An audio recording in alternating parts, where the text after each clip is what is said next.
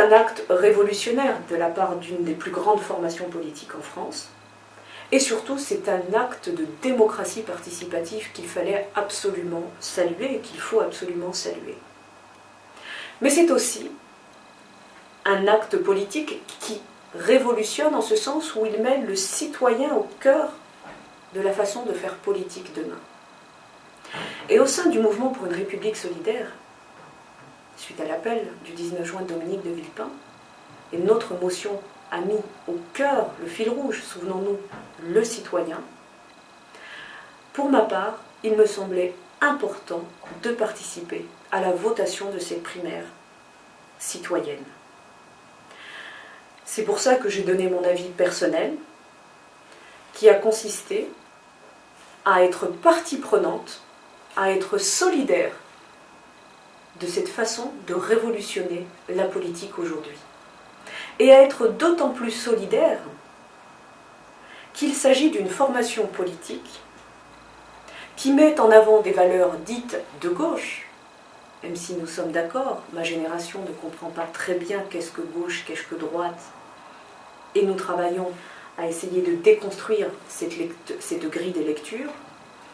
Mais dans cette charte étaient soulignées des valeurs telles que la justice sociale, la laïcité, la solidarité, l'égalité, toutes ces valeurs que nous-mêmes, citoyens, nous avons à cœur de défendre en tant que fervents républicains. Et un autre élément, cette formation politique met en lice des candidats qui sont pour ma part des républicains sociaux. Participer à une primaire citoyenne portée par le Front National ou des partis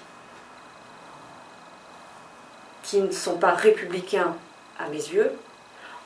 n'était en aucun cas possible et ne sera pas possible en ce qui me concerne et en ce qui concerne, j'imagine, ceux qui répondent à l'esprit de notre mouvement. Ce qui veut dire que si demain il y avait, début d'année 2012, des primaires citoyennes portées par la formation des centres ou par l'UMP, j'y participerai également. Ce qui veut dire que quelque part, par cet acte de participation active à ce scrutin ouvert aux citoyens, nous ne sommes pas ici dans la même démarche que par exemple Europe Écologie, qui a ouvert essentiellement à ses militants. Participer à cela, c'est montrer que nous, les citoyens, qui formons progressivement ce mouvement pour une République solidaire, porté par Dominique de Villepin notamment lors de son appel, nous avons à cœur d'incarner cette démarche de l'esprit hors des partis, de le travailler, de le construire chaque jour progressivement, à travers les prises de position singulières, à certains égards, que nous prenons.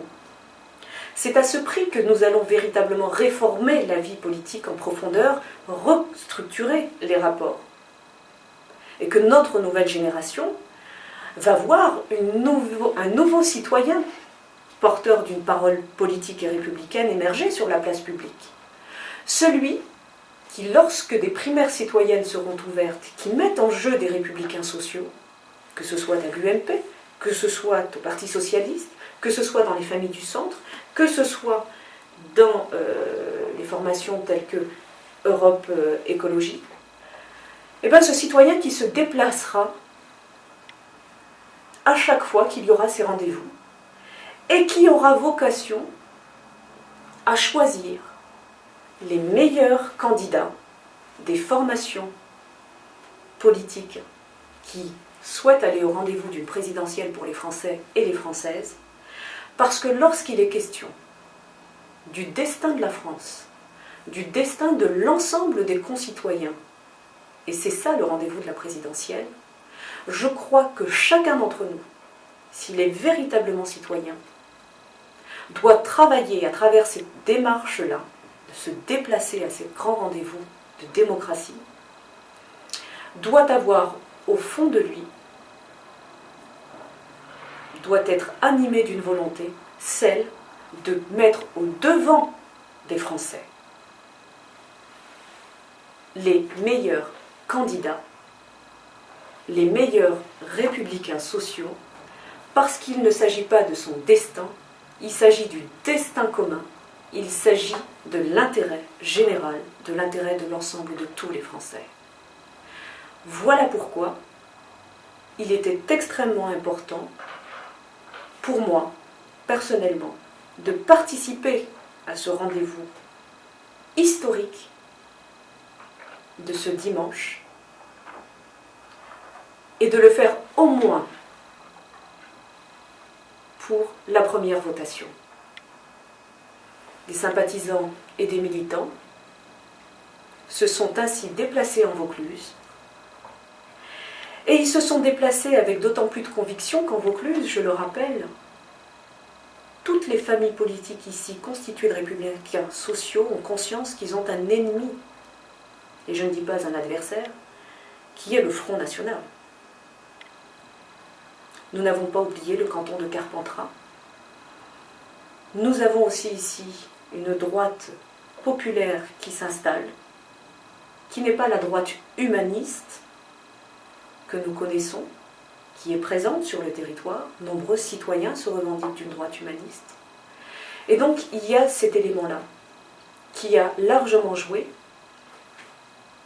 et qui a largement convaincu beaucoup de sympathisants et de militants à aller se déplacer,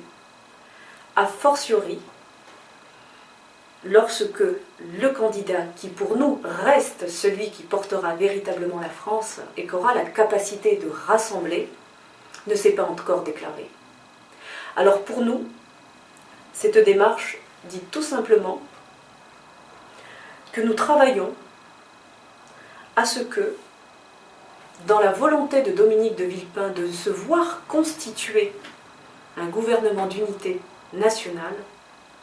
et bien que chacun ait le sentiment d'avoir participé à mettre au devant les candidats potentiellement conscients, porteurs d'un esprit de rassemblement, qu'un jour, il y a nécessité de mettre en place ce gouvernement d'unité nationale, comme hier, lorsque la France allait excessivement mal, on a pu voir se mettre en place un Conseil national de la résistance. C'est peut-être utopique, c'est peut-être prématuré, mais on entend souvent dire que gouverner, c'est anticiper. Je dis que anticiper, c'est déjà gouverner, en tout cas pour les générations à venir.